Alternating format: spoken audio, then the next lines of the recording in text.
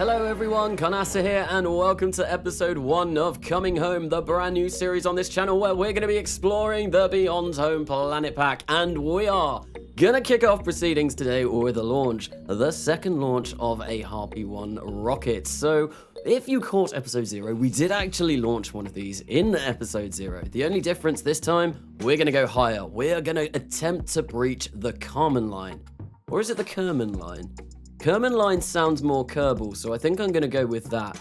But the reason why I didn't do that in the first launch is I wanted to complete the first launch contract and recover that rocket safely. And if we fill up that solid rocket booster with all of the fuel, well, the trajectory that we take when we come back down, we are going a little bit too fast for our parachutes to open up safely. So we're going to smack into the ground. I have taken this into account though. We don't have any biological samples or anything that we need to recover on this rocket, but there, we have smashed into the ground. So now we're going to go to mission control, and we're going to pick up the contract so we can actually orbit road. And we got a bit of science with that last launch as well. So we're also going to pick up survivability, and then we're going to head into the vehicle assembly building where we are going to work on our first orbital satellite. So this is going to be called Ross. Say hello to Ross, everyone, and that stands for Road Orbital Scientific Satellite. Yes, I am very inventive with names. So there we go. We have got ourselves 2 thermometers on here. We have 2 probe cores so that we can get as much of the Kerbalism science as possible. We've got a Geiger counter on there and a telemetry unit. And then we are going to grab this Mothra tank. We're going to stick a Mothra Stage 2 engine on it. And then for the first stage, we are going to just whack a Thumper solid rocket booster on there. Grab some tail fins so that this thing is aerodynamically stable, and then come in and whack decals all over this thing to make it look as pretty as possible. Unfortunately, I am limited by the part count. We've only got 30 parts that we can use, so I couldn't put all of the decals on here that I actually wanted to, which was a shame, but we will be able to when we upgrade the VAB. But now we are going to be straight onto the launch of this thing. So like I said, it's a Ross, it's a Harpy 2, and it's its first launch. So we are going to be using the Harpy 2, or a derivative of the Harpy 2, for the vast majority of this first episode. It just works. It can get us to orbit. It has enough delta V to actually get us over to Lua as well. And I thought, rather than going in and creating a new launch vehicle for each satellite or whatever that I want to send up, we might as well make the most use out of this.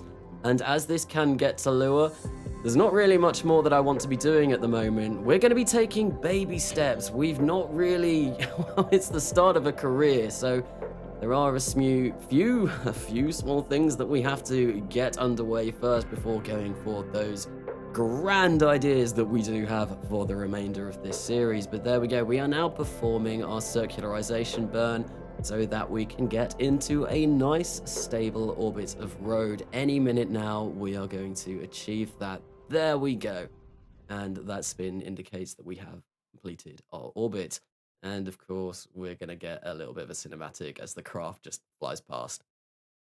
But with that, we gained a fair whack of money, so I'm going to upgrade the tracking station so I can actually see my orbits. I can't get maneuver nodes yet, which is a bit of a shame. But as soon as we upgrade mission control, well, we can actually plot out maneuver nodes. Now, it's funny that I talk about maneuver nodes because we are going to return to Ross. So I picked up a new contract to achieve a certain orbit, and rather than launching a new satellite, I thought, well, Ross had loads of Delta V left. Let's actually go grab Ross and try and achieve this orbit with it.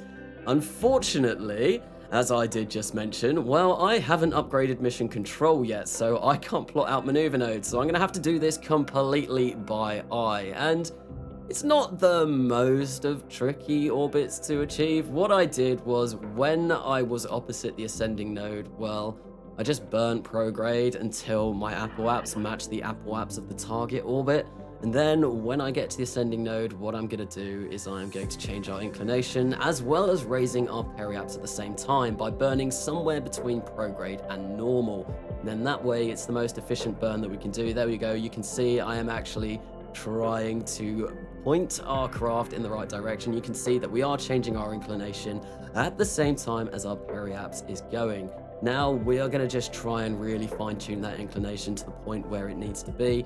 And then finally, we are going to raise our periaps to the actual target periaps. And you can see we have completed our orbit. Wonderful. So with that done, well, I decided to pick up a new targeted orbit, and what at the same time, I have also decided to pick up a contract that means we need to return from orbit. So what we've done is we've taken Ross, we have slapped on a heat shield. I am going to remove that top probe core because we don't need that anymore. And instead of that, we're going to whack on a parachute because obviously we are going to need a parachute to slow ourselves down. So I am using tweak scale in order to try and really position the parts on this as well as I can. You can see we've also got a barometer which we are going to try and put on and try and get some more valuable scientific experiments, and of course a mystery goo experiment unit. And that's pretty much the only changes that we're going to make, and we are going to launch this straight away. So this is the second launch of a Harpy 2. This is the Ross return, so the Road Orbital Scientific Satellite Return Vehicle, I guess you could call this. Once again, I am incredibly inventive with names. Now, you may have noticed we are actually burning against the spin of the planet. Yeah, we're going to go for a retrograde orbit. So the reason why we had to do that is the actual orbit that we want, well, its inclination is at 174.1 degrees. So in order to actually kind of go the right way, we had to go the wrong way, or so to speak. Does that make sense? I think it does. I think in the context it does make sense. So yeah, we have to go the wrong way around the planet to actually try and achieve that orbit. But there we go. You can see I'm trying to fiddle around where I'm pointing on the nav ball to actually get as close to 174.1 degree inclination as possible, just so we don't have to be making any drastic inclination changes. But any minute now, we are going to achieve orbit yet again with this spacecraft. So whilst I'm making my orbit here, I do want to talk a little bit about MechJeb, because I'm not using it at the moment. I mean, I've got the orbit info up, but that's all. I do plan on eventually using it so that I can get some of those lovely cinematic shots that I do use in Kerbal Gets Real, but can't really get those without using MechJeb because I actually have to have the HUD up to see what I'm doing, which is... so yeah, I'm gonna kind of do all of the maneuvers that I need to do once and show that it is possible and that I can do it and all of that, and that I'm not reliant on MechJeb. But then once I've kind of done that once, well, I am going to start using MechJeb so I can actually get some of the cinematics. So what I'm doing here is I'm actually burning for Lua because I realized that the targeted orbit that I wanted to achieve was a little bit out of reach with the amount of Delta V that we had. So I thought, let's go to Lua. We've got enough Delta V to actually make it to Lua and back. So there we go. It was our first flyby of a celestial body, and we actually gained 100 science from discovering, in quote marks, Lua, because we don't know anything about Lua, despite the fact that Road and Lua are tightly locked to each other. So Lua is kind of always sitting in the sky by the Space Center. For some reason, we didn't know anything about it until we actually sent a probe to fly around it. So now that we've done that, we've gained a bit of science and we can actually start researching Lua. But here we go. We are now re-entering Road's atmosphere and we are coming down rather hot. Luckily, we do have that heat shield on there to protect us. And of course, the parachute went off because it was improperly configured. So we're going to come smashing down into Road.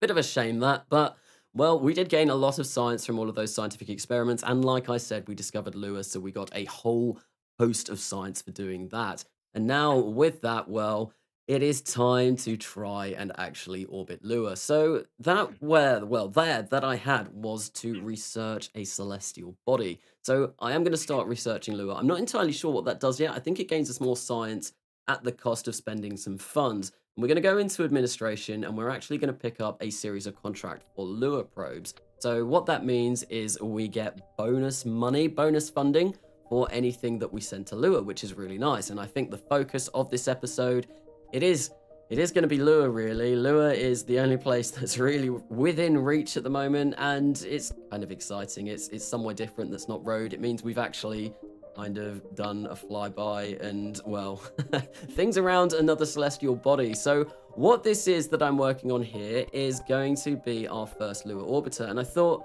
we've got a contract to actually orbit Lua. Let's actually do a ScanSat contract at the same time. So I was trying to get the altimetry scanner and the multispectral scanner on the same probe, but didn't really work. I couldn't figure a way to put those on that would have looked nice. So I'm going to build 2 separate rockets and actually launch them both. So I did have a problem with this. Didn't realize quite how power hungry these ScanSat satellites are. They are incredibly power hungry. Even though I have got 6 solar panels on there, well, obviously they're all facing different directions, but even though I have those and I have batteries, well, that ScanSat is going to eat through our electric charge at a rate of, well, it's going to be quick. It's going to be very, very, very quick that our electric charge depletes. There is another issue as well. ScanSats take up an awful lot of data, and we don't really have good enough communications to actually send back that data. So that is another issue that I did run into this. There we go. We can see we're doing the multispectral scanner now, and we are going to launch that as well. Now, we did fail our return, so what I have to do is I have to go in, do the Harpy 2 return, sort out that real shoot parachute, and then just relaunch this again. And just trying to play around with the decals, make them look as good as possible. But here we go. We have LOS A. So that is the Lua Orbiter Scanning Satellite, I think that stood for. The A obviously stands for altimetry. So we have an altimetry scanner on this one. And we're going to have a multispectral scanner on the next one that we are going to send. But there we go. We are on our way into orbit yet again using basically a Harpy 2. I called this the Harpy 3. Not entirely sure why I did that, considering it is exactly the same. We've just lost a few tail fins that weren't necessary, so we just made it a bit lighter.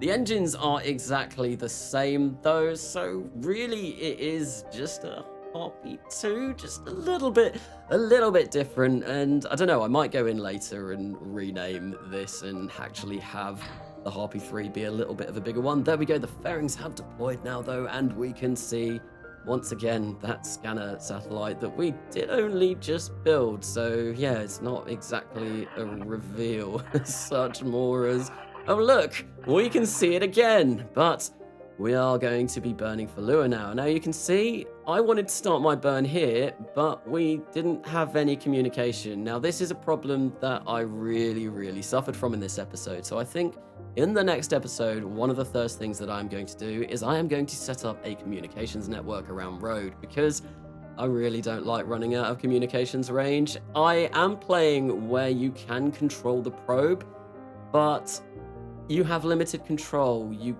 can't choose your throttle, so you can't set your throttle level. You have to either be at full throttle or no throttle, which is a bit annoying. So I want to be able to actually change that, and I think reaction wheels don't work as well, which is another issue. But there we go, we can see we have made it over to Lua, and now we're just going to perform a quick capture burn. And like I said, this thing eats electric charge for breakfast.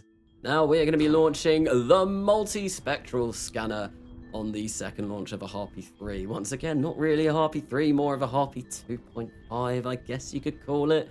But yeah, no, that solid rocket stage, the Thumper booster, really has a bit of a kick to it, but didn't really want to show all of this launch through again, so I decided we'll kick out most of it, and there we go, we have made orbit around Road yet again for the 4th time, I believe this is now. We have plotted our route over to Lua, and you can see once again, I had to start this burn incredibly late because we ran out of communications range. And because Lua is obviously tidally locked to Road, and Road is tidally locked to Lua, they are tidally locked to each other, we are always going to suffer that communications blackout when we want to make our burn to Lua, which is going to be a little bit annoying. So once again, I'm going to stress I probably will be putting up a communications network at the start of the next episode, just so I don't have to sit through that annoying communications blackout. It makes an annoying noise, and it's just annoying for a lot of reasons. Well, yeah, we can't really control our probes properly, but there we go. We can see, once again, we have achieved a polar orbit around Lua. And now we're going to turn to the second Ross return. Obviously, the first one didn't do its job. We smashed into the ground and didn't safely recover it. So we are going to be launching another one of these. This is just going to stay in orbit momentarily, so we can say we have actually made orbit around Road, and then we're going to return it as soon as possible so we can get this contract done and we can get all of the lovely funds that we're going to get from returning this. And of course science, because we've never returned something from low Road orbit before, so obviously that's a whole load of science that we're going to pick up. There we go. We have brought our periaps down, we have come through safely, and because the parachutes were correctly configured this time, we managed to touch down in some marshy lands by the look of things, so parallax looking really beautiful there. And what we're going to do is we are going to pick up those electronics so that we can actually build a craft that has decent solar panels, because now we are going to be turning our focus to the main event of this episode. We are going to be doing a Lua landing. So yeah, that's right, the first episode, and we are already going to be attempting to land on a different celestial body. Isn't that absolutely wonderful? So what we have got on here, we have got a whole host of solar panels. We've got a barometer on there so we can take all kinds of atmospheric readings. We've got a nav cam to try and get some lovely shots of Lua. We've got thermometers. We've got all of the scientific equipment that we need, batteries, absolutely everything, and of course a couple of lights. So I did want to have a little tiny engine on this stage which will complete our descent down onto Lua. Unfortunately, I don't have any actual engines that are small enough, so I had to resort to tweak scale to make something a little bit smaller and kind of fit in there properly. I do really like tweak scale for that, and yeah, it just kind of looks more like a lander. So one tech node that I have actually unlocked at the end of this is propulsion systems, I think it's called, which does unlock a whole host of small engines. And you know what, I'm very excited to actually unlock those because I'm playing with probes before crew, everything is tiny at the moment, so I kind of need those tiny engines to actually, well, justify landing something less on Lua, which will be nice. But there we go. We are once again at the stage where I am just shoving decals all over this, and now we're going to launch it. One thing that I didn't mention is by this point I had actually upgraded the vehicle assembly building, so we no longer are confined to only 30 parts. We can spend a whole whopping 255 parts, which is amazing. We can do all kinds of things with 255 parts. It's going to be great. There we go. Bearings have deployed, and we can see our lander again. It's just, I've been building all of these in super fast time lapses, and then we're just kind of seeing them in the launch. So yeah, it's not really exciting when we get to see those fairings deploy. Maybe in future episodes I might hide some of the builds or something like that so that we actually get a bit of a surprise once those fairings deploy. There we go. We are targeting Lua. We are going to be on our way to Lua. We're going to try and get our periaps as close to 10 kilometers as possible without going below 10 kilometers. 10 kilometers is the atmosphere height of Lua. It has a very, very, very thin atmosphere. So I am going to be performing a complete propulsive landing? A complete propulsive landing on Lua? Yes, that is what I'm going to be doing. And yeah... I really don't know where I was going with that, but, well, we've actually had to change the alignment of our satellite now because, well, the solar panels are only aligned in one direction, and they weren't aligned in the direction of the two suns, unfortunately. Destiny and Fate, I believe they are called, but we're at Lua, we're gonna do our capture burn, and actually I decided... let's just go around a little bit and try and land where we've got Road, where we can just see it on the horizon. I thought that would be really cool. Just seeing Road constantly there, laid out in all of its glory. It'd be a really nice sight. But unfortunately, I was a bit overzealous with, well, how late I left my burn. So there we go. We can see Road disappearing. So we have failed completely. And of course, because of that, well... we ran out of communications because obviously there's no communications out here, and the planet, well, not even the planet, the moon, Lua, is blocking our lander. But I've already mentioned it, I am playing where we can control this probe, but not fully. We have to use our full throttle every time we want to slow down, so this is quite hard. And we do a little bit of bouncing before actually, there we go, we did a big bounce there, before making our first landing on another celestial body. How not to land on Lua. So there we go, we did our first landing, which is very cool. And of course, because we did that, we got a little bit of science from the way down, but not as much science as we would have liked, because obviously we ran out of communications range as we got there. So we couldn't transmit any of that surface science, which is a bit of a shame. Now, one thing as well that I was experiencing there, you may have noticed I couldn't extend the landing legs. And I tried to do that before I ran out of comms range. Now, the reason why I couldn't extend them is it said that they were stowed, which they weren't. They definitely weren't. The fairings had long gone. And actually, I had the exact same issue with this craft, this second Lua lander that we are sending down. So what I had to do is I had to go to the tracking station, then jump back to the craft, and that actually fixed it. But it was a bit of a shame. A bit annoying that happened, and I would rather it not have done that. But there we go. We are once again on our way over to Lua for the third time, fourth time, fifth time in this first episode. Second landing though. So we're actually going to try and land where we can actually talk back to road this time. And I saw this beautiful looking ocean there, and one of the things, that's probably a better word to explain it than that. One of the parameters of the Lua kind of administrative program, it tells you some of the biomes of Lua, and one of those biomes was the Great Ocean Crater, or something along those lines. And I thought this looked like a great big crater with an ocean in it. Hopefully that is that biome. Unfortunately, I was wrong. This was marshy lowlands, I believe.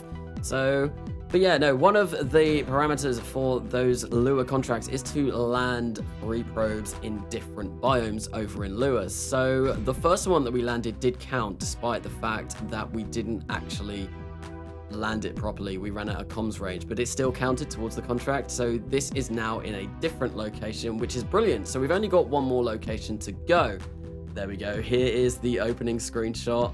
We can see that we have landed our first probe on a different celestial body.